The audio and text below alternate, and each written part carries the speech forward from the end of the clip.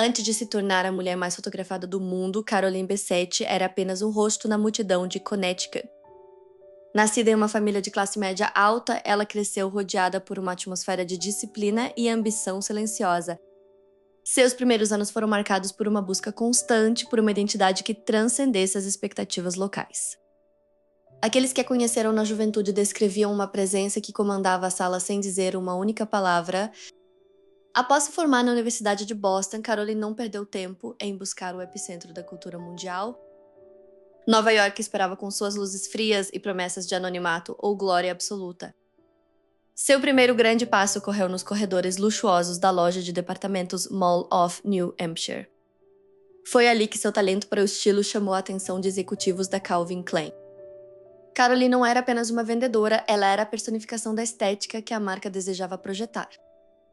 Rapidamente, ela foi transferida para a sede da empresa na 7ª Avenida, em Manhattan. No coração do Império Klein, ela se tornou uma peça fundamental nas relações públicas e no estilo da marca. Ela trabalhava diretamente com as celebridades mais influentes da época, moldando a imagem da elite de Manhattan. Sua ética de trabalho era impecável, escondendo uma vida privada que ela protegia com ferocidade. Caroline observava o circo da fama de longe, sem saber que em breve ela seria a atração principal. Ela preferia o minimalismo tanto em suas roupas quanto em suas interações sociais.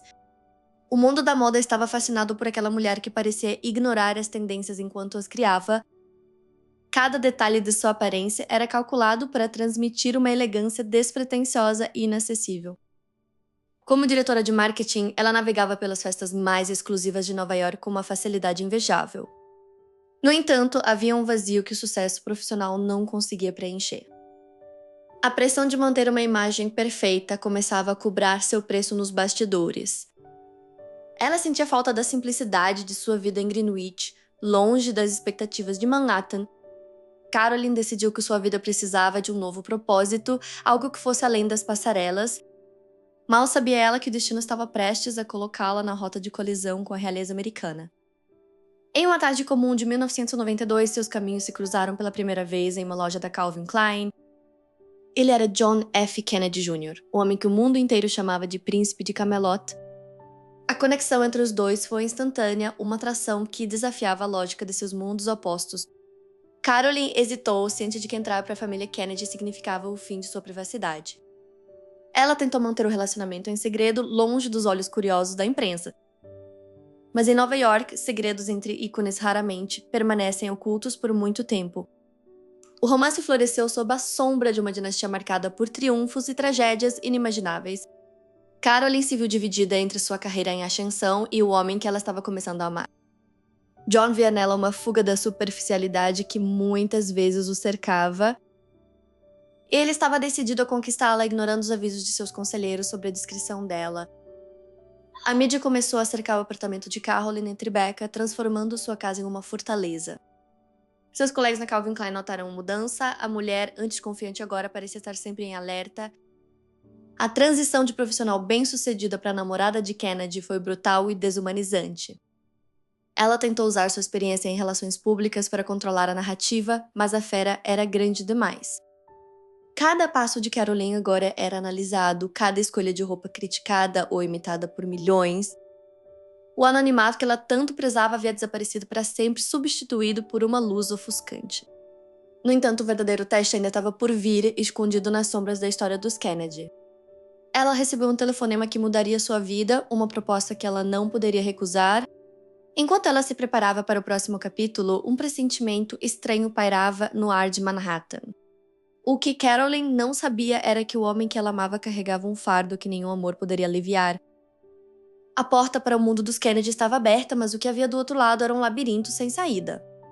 Mas quem era realmente John Jr. por trás do sorriso perfeito e da tragédia que o definia desde a infância? John Fitzgerald Kennedy Jr. carregava em seus ombros o peso de uma nação inteira antes mesmo de aprender a falar. A imagem dele saudando o caixão de seu pai tornou-se o símbolo eterno de uma inocência roubada pela violência. Crescer sob os olhos do mundo significava que cada queda e cada lágrima eram documentadas por lentes impiedosas. Jack Kennedy tentou desesperadamente dar aos filhos uma vida normal, longe do circo político de Washington. Mas Nova York era apenas um tipo diferente de palco para o príncipe da América. John lutava contra a expectativa de seguir os passos políticos de seu pai no Senado.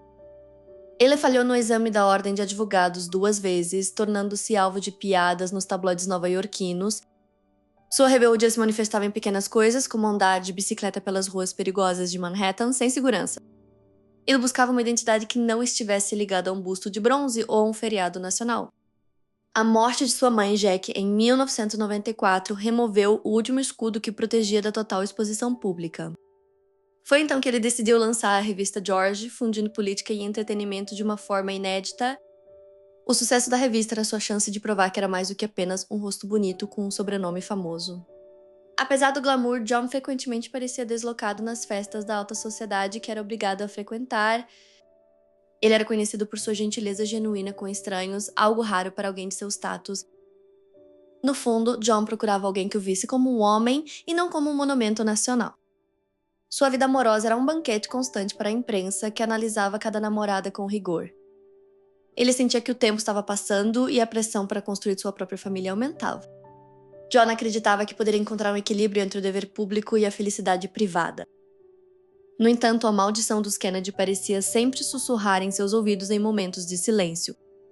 Ele decidiu que não seria uma vítima da história, mas sim o autor de seu próprio destino. John gostava de fugir para o mar, onde o som das ondas abafava os gritos dos fotógrafos. No oceano, ele não era o filho de um presidente, era apenas um homem contra a natureza. Foi essa busca por liberdade que o atraiu para o mundo da aviação. Pilotar seu próprio avião era a expressão máxima de controle sobre sua própria vida. Ele ignorava os avisos de amigos e familiares sobre os perigos de voar sozinho com pouca experiência. O risco era um vício que parecia correr no sangue da família Kennedy. John sentia que precisava de algo que o ancorasse à terra firme. Foi em um evento de moda que ele viu pela primeira vez a mulher que mudaria tudo. Caroline Bessette não parecia impressionada com seu título ou seu charme habitual. Sua aura de mistério e elegância minimalista capturou a atenção de John imediatamente. Ele a convidou para sair, esperando a resposta afirmativa que sempre recebia. Caroline recusou o primeiro convite, desafiando a gravidade do mundo de John. Essa resistência só alimentou o desejo de John de conhecê-la de verdade. Eventualmente, ela cedeu, e o primeiro encontro deles foi mantido em segredo absoluto. John sentiu que pela primeira vez tinha encontrado alguém que entendia o fardo da imagem pública. Eles formavam um par visualmente perfeito, a personificação do cool de Nova York. Mas John sabia que o mundo não os deixaria em paz por muito tempo. Ele queria protegê-la da tempestade que ele chamava de vida. A paixão entre eles era tão intensa quanto o escrutínio que estavam prestes a enfrentar. Mas o que aconteceria quando a privacidade de Caroline fosse destruída pelo magnetismo inevitável de um Kennedy? O destino de Caroline Bessette mudaria para sempre nos corredores sofisticados da Calvin Klein em Manhattan. John F. Kennedy Jr. entrou naquele ambiente em busca de um terno que estivesse à altura de sua imagem pública. Caroline não era apenas uma funcionária comum, mas uma consultora de estilo com um olhar clínico para a elegância. No momento em que seus olhos se cruzaram, houve uma eletricidade que silenciou o burburinho da sala. John estava acostumado com mulheres que se jogavam aos seus pés por causa de seu sobrenome. No entanto, Caroline o tratou com uma frieza profissional que despertou sua curiosidade imediata. Ele fez uma piada para quebrar o gelo, mas ela apenas ofereceu um sorriso enigmático. Aquele primeiro encontro não foi apenas uma transação comercial, mas o início de uma perseguição intelectual. John começou a frequentar a loja com muito mais frequência do que o necessário para seu guarda-roupa. Caroline estava hesitante em entrar no furacão que era a vida de um Kennedy. Mas a persistência de John era tão charmosa quanto sua aparência física. O primeiro jantar aconteceu em um restaurante discreto para evitar os olhares curiosos. Eles descobriram que compartilhavam um senso de humor afiado e uma desconfiança mútua da falsidade. Caroline percebeu que por trás do ícone havia um homem buscando desesperadamente por normalidade. A química entre eles era tão forte que logo se tornaram inseparáveis nas noites de Manhattan. No entanto, o segredo do romance não duraria muito tempo nas mãos dos tabloides famintos. Caroline começou a notar vultos e flashes toda vez que saía do seu apartamento. John tentava protegê-la, minimizando o impacto que aquela atenção teria sobre ela. Ela sentia que sua identidade independente estava sendo engolida pela sombra de Kennedy. Para fugir da pressão, eles faziam viagens rápidas para Martha's Vineyard. Lá, Caroline podia caminhar pela areia sem ser julgada por cada escolha de vestuário. Foi em um desses momentos de paz que eles perceberam que o amor era real e profundo. De volta à cidade, a realidade de ser o casal mais observado do mundo batia à porta. Carolyn odiava o título de It Girl que a imprensa tentava impor a ela. John admirava sua recusa em se curvar ao espetáculo mediático. Eles sabiam que, se quisessem ficar juntos, precisariam de uma estratégia de sobrevivência. Carolyn começou a usar a moda como uma armadura, adotando um estilo cada vez mais minimalista. Ela se tornou o ícone de uma geração que buscava simplicidade em meio ao caos. Mas o estresse começou a cobrar seu preço na saúde mental de Carolyn. John tentava ser seu porto seguro, mas sua própria vida era uma tempestade constante. Apesar de tudo, os momentos de risada entre eles eram o que mantinha a relação viva. John decidiu que era hora de dar o próximo passo e oficializar o compromisso. Ele temia que a resposta de Carolyn fosse um não baseado no medo da fama. O pedido foi íntimo, longe de qualquer câmera ou publicista. Com lágrimas nos olhos, ela aceitou o desafio de se tornar uma Kennedy por amor. O noivado foi mantido em segredo absoluto para garantir um pouco de paz.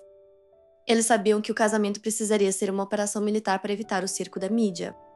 Os preparativos foram feitos sob nomes falsos e locais improváveis.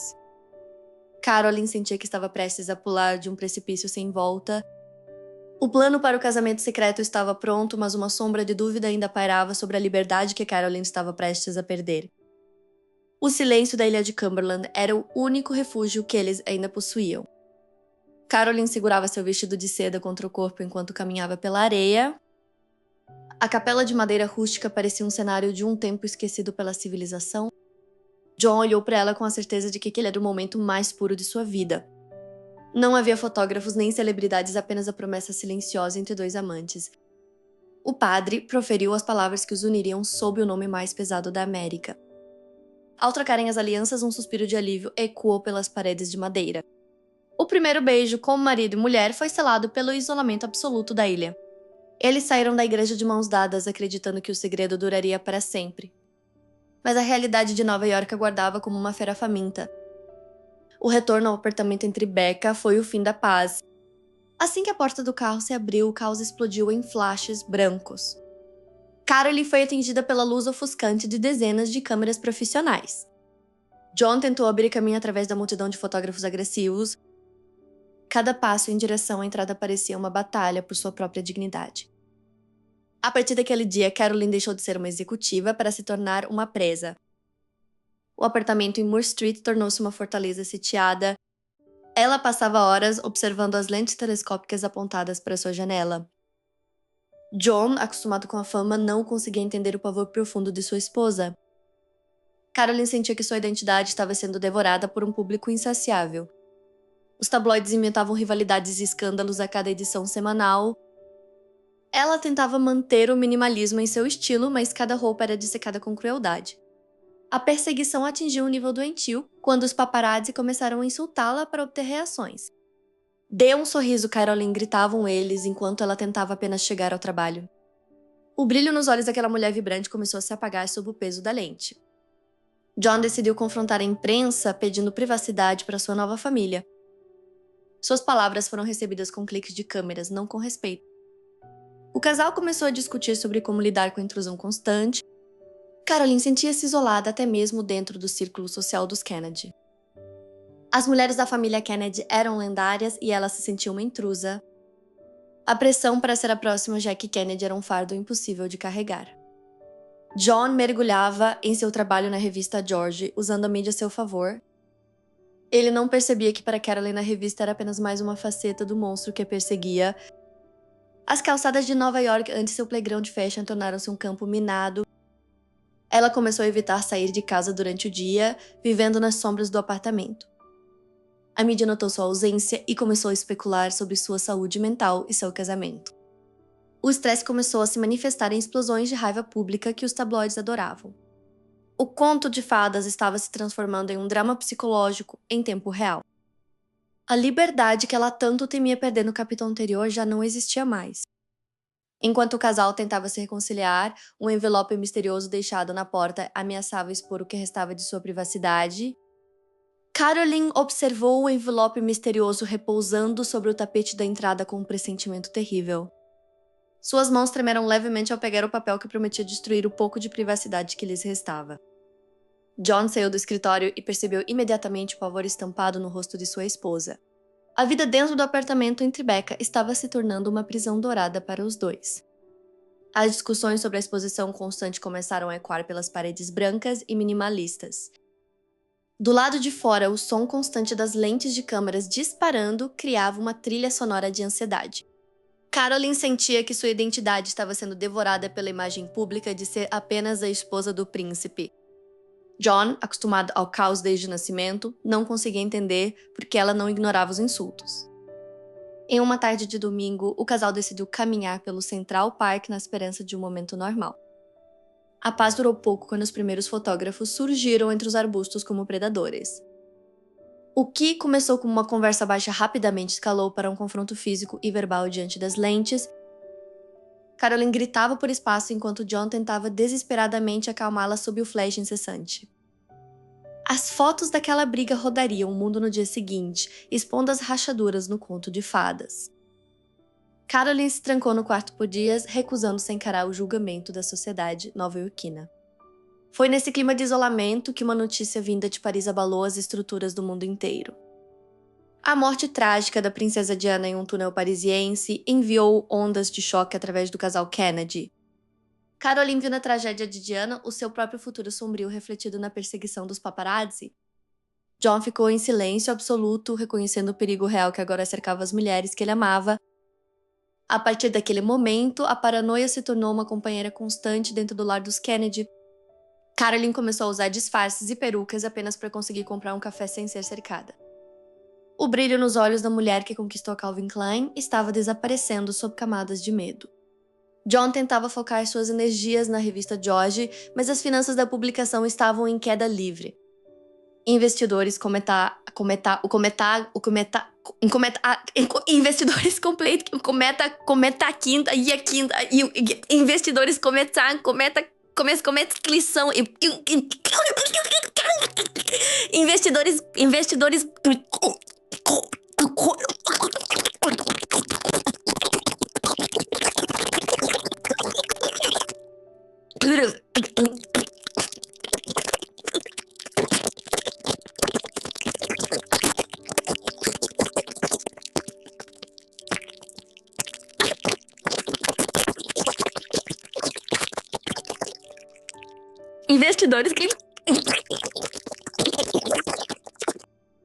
O casal mal se via, cada um lidando com seus próprios demônios em silêncios prolongados. Boatos de infidelidade e uso de substâncias começaram a surgir nas colunas de fofoca mais agressivas.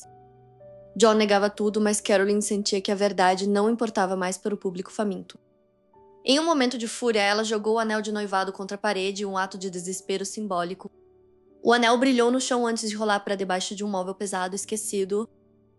Eles tentaram a terapia de casal, mas os seguranças na porta da clínica tornavam o processo impossível. A sensação era de que o mundo estava torcendo pelo colapso daquele casamento perfeito. Carolyn passou a visitar sua irmã, Lauren, em busca de um porto seguro e sanidade. Lauren tentava mediar as brigas, mas a distância emocional entre John e Carolyn parecia intransponível. Com o verão de 1999 se aproximando, os planos para o casamento da prima de John, Rory Kennedy, surgiram. Carolyn não queria ir, temendo o circo mediático que cercava qualquer evento da família Kennedy. John insistia que a presença dela era fundamental para dissipar os rumores de divórcio. A pressão familiar somada à crise na Georgia deixou John em um estado de estresse constante. Carolyn finalmente cedeu, mas apenas sob a condição de que Lauren as acompanhasse na viagem. Um plano foi traçado por um voo privado pilotado pelo próprio John rumo a Martha's Vineyard. No entanto, John estava com o tornozelo machucado e ainda não tinha total confiança em voos noturnos. Enquanto preparavam as malas, Carolyn recebeu um telefonema anônimo que a fez empalidecer instantaneamente. Carolyn permaneceu imóvel com o telefone na mão, sentindo o sangue congelar após o aviso anônimo. Ela olhou para as malas abertas no chão, que agora pareciam símbolos de um destino inevitável. Enquanto isso, no escritório da revista George, John F. Kennedy Jr. encarava pilhas de relatórios financeiros desastrosos. O telefone de John não parava de tocar, trazendo notícias de investidores que ameaçavam retirar o apoio ao seu projeto. Ele sentiu o peso de seu sobrenome esmagando qualquer tentativa de sucesso independente no jornalismo. Caroline ligou para sua irmã, Lauren, tentando encontrar uma desculpa para não comparecer ao casamento em Martha's Vineyard. Lauren insistiu que a presença de Caroline era vital para manter as aparências e apoiar a família Kennedy. John chegou em casa mais tarde do que o esperado, mancando levemente por causa de sua perna recém-operada. Uma discussão rápida começou sobre o horário da partida, enquanto o relógio na parede avançava impiedosamente. John acreditava que voar em seu próprio avião seria a única maneira de evitar o assédio dos fotógrafos no aeroporto comercial. Carol olhou pela janela e notou que o céu sobre Manhattan estava começando a ficar cinzento e opaco. Eles finalmente saíram do apartamento, tentando desesperadamente escapar dos paparazzi que montavam guarda na calçada. O trânsito pesado de sexta-feira em direção ao aeroporto de Essex County aumentava a ansiedade de John.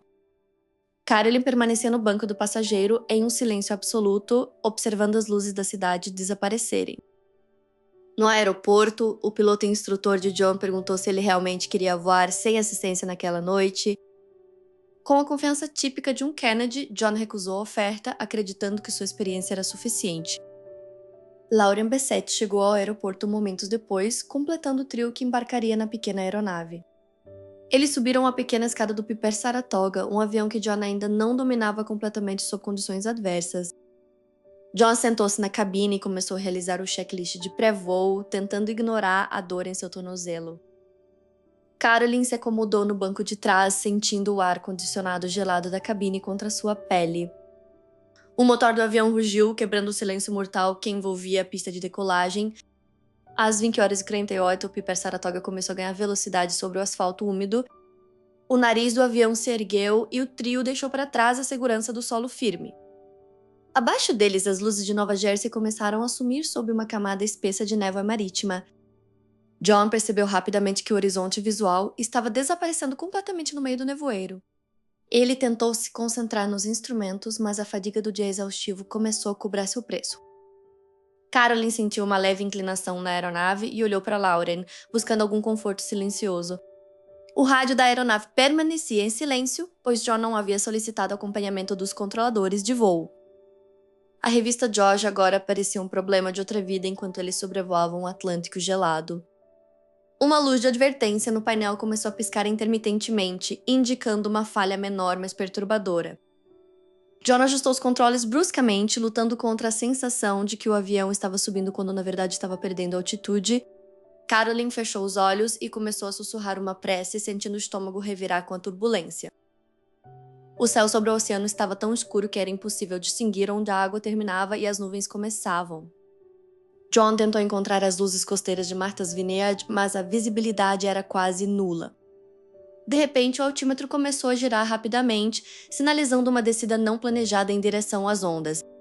John puxou o manche com toda a força, ignorando o aviso de desorientação espacial que seu cérebro gritava. Caroline sentiu a pressão da gravidade empurrá-la contra o assento enquanto o avião fazia uma curva acentuada. Um silêncio súbito tomou conta da cabine antes que o primeiro sinal de alarme de proximidade do solo soasse. Eles estavam agora a poucos metros da superfície do mar, invisíveis para qualquer radar ou socorro imediato. No momento em que Caroline abriu a boca para gritar, o horizonte desapareceu em um clarão de água e escuridão absoluta. O impacto inicial no oceano foi um choque de força absoluta que silenciou os motores do Piper Saratoga instantaneamente. A fuselagem branca da aeronave foi rasgada pela pressão da água no momento do contato em alta velocidade. Minutos antes, John se encontrava preso em uma névoa espessa que apagava qualquer referência visual do horizonte terrestre. Sem a visão do solo, os sentidos humanos começam a pregar peças cruéis no equilíbrio do piloto. A desorientação espacial ocorre quando o cérebro deixa de confiar nos instrumentos e tenta sentir a posição do avião. John acreditava que o avião estava nivelado, enquanto na verdade ele iniciava uma curva descendente fatal.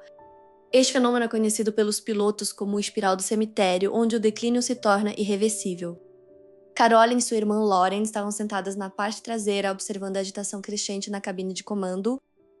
Não houve chamados de emergência pelo rádio, apenas o silêncio cortado pelo vento batendo contra as janelas. O altímetro girava freneticamente enquanto a aeronave perdia altitude a uma taxa de milhares de pés por minuto. Apenas a 7 milhas da costa de Martha's Vineyard, o destino final foi selado pela gravidade. A água do Atlântico Norte naquela noite estava gélida, indiferente ao drama que ocorria acima dela. Quando o avião finalmente atingiu a superfície, a cabine foi inundada por uma torrente de água escura e salgada. A escuridão total envolveu os passageiros enquanto os destroços começavam sua lenta descida para o fundo do mar. Horas se passaram antes que qualquer pessoa em solo percebesse que o avião nunca chegaria ao seu destino. Amigos e familiares, na festa de casamento, começaram a olhar para o céu com uma crescente sensação de pavor. Na manhã seguinte, a Guarda Costeira iniciou uma busca massiva abrangendo quilômetros de oceano. Os primeiros destroços flutuantes começaram a aparecer, pintando um quadro devastador do que havia acontecido. Entre os objetos recuperados estava uma bota preta de salto alto, um lembrete silencioso da elegância de Carolyn. Mergulhadores da marinha foram convocados para localizar o corpo principal da aeronave no leito oceânico. A profundidade de 30 metros escondia os segredos dos últimos segundos de vida do casal mais famoso da América. A notícia da queda se espalhou pelo mundo, gerando uma onda de choque comparável à morte de Joe Pai. Investigadores do NTSB começaram a analisar o radar para reconstruir a trajetória errática do voo. Eles descobriram que John realizou uma série de manobras confusas antes do mergulho final. O pânico teria sido agravado pela dor em seu tornozelo, que ainda estava em recuperação de uma fratura recente. Carolyn, que sempre teve medo de voar em aviões pequenos, encontrou seu pior pesadelo naquela noite. Os corpos foram finalmente encontrados, ainda presos aos seus assentos pelo cinto de segurança. A autópsia confirmou que a morte foi instantânea devido ao impacto traumático múltiplo. Uma dinastia que parecia destinada à glória foi novamente visitada pela tragédia em águas familiares. A pressão por trás da decisão de John de voar naquela noite nebulosa tornou-se o centro das críticas. Ele não possuía certificação de voo por instrumentos, o que o tornava legalmente cego naquelas condições. A confiança excessiva misturada com a impaciência criou a tempestade perfeita para o desastre. O mundo perdeu não apenas um ícone, mas um casal que simbolizava a esperança de uma nova era americana. A retirada dos destroços do oceano foi uma operação técnica dolorosa que durou vários dias. Peças de metal retorcido foram colocadas em um hangar para análise como um quebra-cabeça da morte. O silêncio que seguiu o impacto ainda ressoa na história da família Kennedy. Suas cinzas foram espalhadas no mar, unindo-os para sempre ao lugar que tirou suas vidas. A investigação concluiu oficialmente que o erro do piloto foi a causa provável, mas as perguntas continuaram. Algumas vozes sugeriram que havia algo mais pesado nas mentes de Carolyn e John naquela noite fatal. Rumores de brigas intensas antes do embarque começaram a surgir, sugerindo que o caos na cabine começou antes mesmo da decolagem. Se o relacionamento deles estivesse desmoronando, o estresse emocional teria tornado o voo uma missão impossível. Enquanto a marinha encerrava as buscas, um detalhe estranho no rádio da aeronave chamou a atenção dos técnicos. O rádio estava sintonizado em uma frequência errada, como se alguém tivesse tentado desesperadamente pedir ajuda, mas no canal errado. Mas o mistério mais sombrio não estava nos instrumentos, e sim em um diário recuperado que Carolyn levava consigo. As páginas molhadas do diário de Carolyn foram preservadas como o último testemunho silencioso de uma alma incompreendida. A notícia da confirmação das mortes paralisou Manhattan em um silêncio que parecia durar uma eternidade. Flores e velas começaram a se acumular do lado de fora do apartamento do casal em Tribeca. O mundo da moda perdeu seu ícone mais relutante e, paradoxalmente, o mais influente daquela década. Teorias conspiratórias logo surgiram para preencher o vazio deixado pela falta de respostas imediatas. Alguns sugeriram que a pressão política sobre John havia se tornado uma ameaça para forças ocultas. No entanto, os relatórios técnicos insistiam na desorientação espacial causada pela névoa espessa sobre o mar. A família Kennedy enfrentava mais uma vez o peso esmagador de sua própria maldição histórica.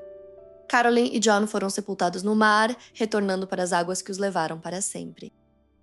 O funeral privado foi uma cerimônia de simplicidade austera, longe das lentes vorazes dos paparazzi. A revista George, o grande projeto de John, não sobreviveu muito tempo à ausência de seu fundador. O estilo de Carolyn tornou-se um padrão de perfeição que designers ainda tentam emular décadas depois. Amigos próximos revelaram mais tarde que o casal estava tentando uma reconciliação final naquela viagem. O diário sugeria que ela sentia um presságio de que sua vida sob os holofotes estava chegando ao fim. Com a morte de John, a era de ouro da dinastia política americana parecia ter encontrado seu ponto final. As cinzas espalhadas pelo oceano simbolizaram a libertação de uma perseguição que nunca lhes deu trégua em vida. A mídia que os caçou impiedosamente agora os transformava em santos de uma tragédia moderna. Lauren Bessette, que também estava no avião, é lembrada como o elo de amor que unia a família. Investigadores concluíram que não houve sabotagem, mas sim uma série de erros humanos sob condições adversas. A imagem de Carolyn caminhando em seu vestido de noiva de seda tornou-se o retrato definitivo de sua breve passagem. John nunca chegou a realizar o potencial político que muitos acreditavam ser seu destino inevitável. O luto da nação foi comparado ao choque sentido na morte de seu pai, décadas antes. Restaram apenas as perguntas sobre o que eles poderiam ter construído se tivessem chegado ao destino.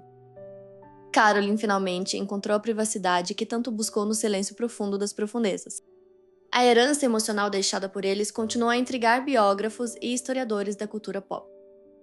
O apartamento de Tribeca foi vendido e, com ele, os últimos vestígios de sua vida cotidiana em Nova York. Ela não era apenas a esposa de um Kennedy, ela era uma força da natureza que redefiniu a elegância. John é lembrado como um homem que tentou ser normal em uma família que nunca o permitiu ser. A história deles é um lembrete cruel de que a beleza e o poder não oferecem proteção contra o acaso. O mar de Martha's Vineyard permanece calmo hoje, escondendo os segredos daquela noite fatídica. Documentários como este tentam unir as peças de um quebra-cabeça que nunca estará completo. As irmãs de Carolyn sofreram em silêncio, perdendo duas figuras centrais de sua família em um único instante. O acidente forçou a aviação privada a adotar regras mais rigorosas para pilotos não instrumentados. Apesar do drama, a lembrança que prevalece é a de um amor intenso que ardeu rápido demais. Carolyn Bessette Kennedy descrição, Carolyn Bessette Kennedy tornou-se um mito, uma figura congelada na perfeição dos seus 30 anos. John, o filho da América, finalmente descansou ao lado de seus antepassados na memória coletiva. As conspirações perdem força diante da simplicidade dolorosa da tragédia humana. O legado de Carolyn não está apenas nas roupas que vestiu, mas na coragem de tentar ser ela mesma. Eles agora pertencem à história, protegidos do barulho do mundo pela vastidão do Atlântico. No final, o que resta é o silêncio e a eterna imagem de dois jovens que ousaram amar sob o peso do mundo.